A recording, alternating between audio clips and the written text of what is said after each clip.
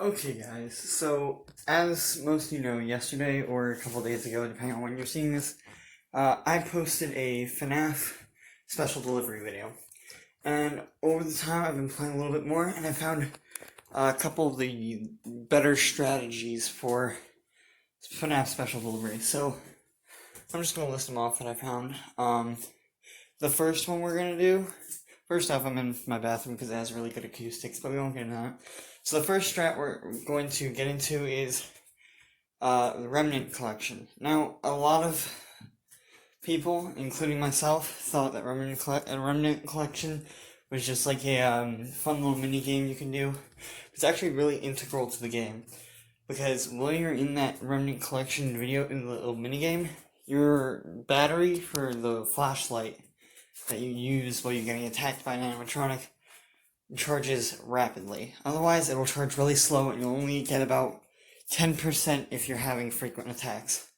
And you need as much battery as you can to fend off the animatronics. Second tip is conserving battery. Make sure you're playing with your brightness all the way up. It helps a lot. And make sure you're in a mostly bright room, because there is a dark filter put on the camera while you're in augmented reality. The key thing about this is, if you're playing in a dark room, you won't be able to see anything, because there's a bunch of screen cues that are going to be really important, along with the audio cues, which is also why I'm going to bring up wearing headphones is also really important, especially ones that are in surround sound and not stereo or mono, because you don't want to hear just ambient noises and not know where the animatronic is. You want to have that surround sound so that you know if it's behind you, you'll hear it. Yeah. So I cannot stress this enough, wear surround sound headphones. No, I didn't in my video, which was a dumb decision. Also, my screen recorder has trouble recording game audio, so I usually don't wear headphones while I'm playing games. But in the future, I probably will. This might cause some issues with audio, but I'm sure it'll be fine. Okay, the next one. The Remnant Collection is key. Some of the items in the shops can be exchanged for bolts. That is stuff like the transponder, which allows you to see which animatronic is about to attack you. That can help quite a bit. And the disruptor, or whatever. It keeps animatronics from attacking you if you want to spend some time in Remnant Collection. So those two items can be exchanged for, I believe, 250 and 100 bolts instead of fast tokens. They were placed right next to an item that was exchanged for fast tokens. So for about the first hour of my gameplay, I thought I couldn't buy anything from the shop because I didn't have enough money. So you start out with 150 fast tokens. Don't waste them on animatronic delivery. Don't do that. The key thing is, you need to be able to charge your battery between attacks, so wasting your fast tokens on speeding up an animatronic's delivery is kind of dumb. I mean, unless you ordered that animatronic. Oh crap, I just realized you've been looking at my chin. Yeah, unless you ordered that animatronic, you, don't really want to speed up its delivery because you want to have time to charge your flashlight so that you can use it once the animatronics attack. So, don't waste your fast tokens on speeding up an animatronic's delivery.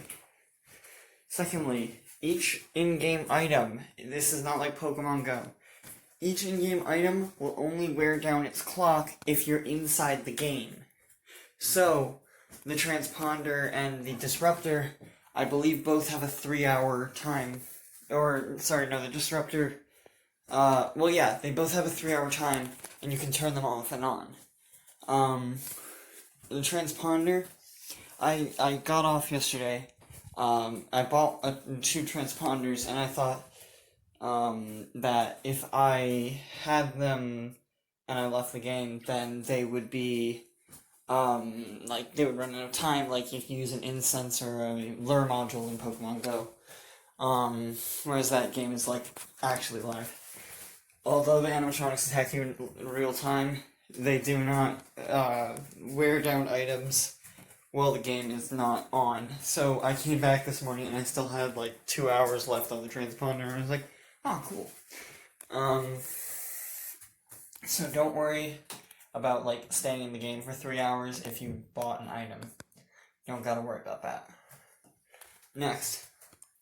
There is no sufficient way to dodge an animatronic attack.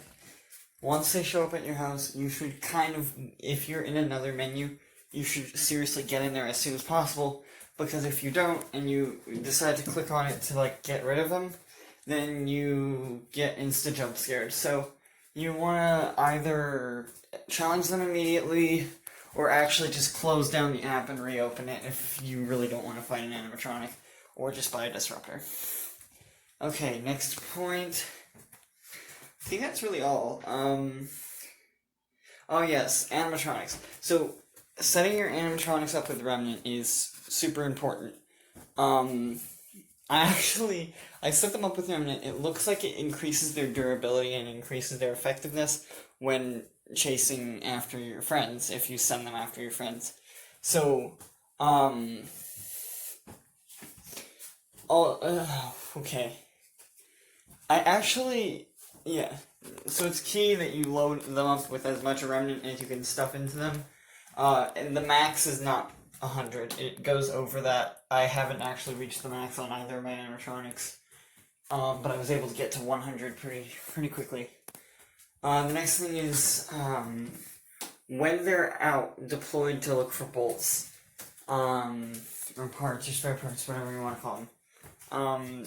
At least with my animatronic, which I have a Freddy plush suit for mine, I don't know if this is key, but it didn't bring any bolts back, and it came back seriously damaged.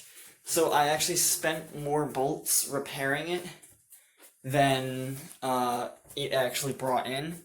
So I feel like the best way to earn bolts is to actually just combat animatronics.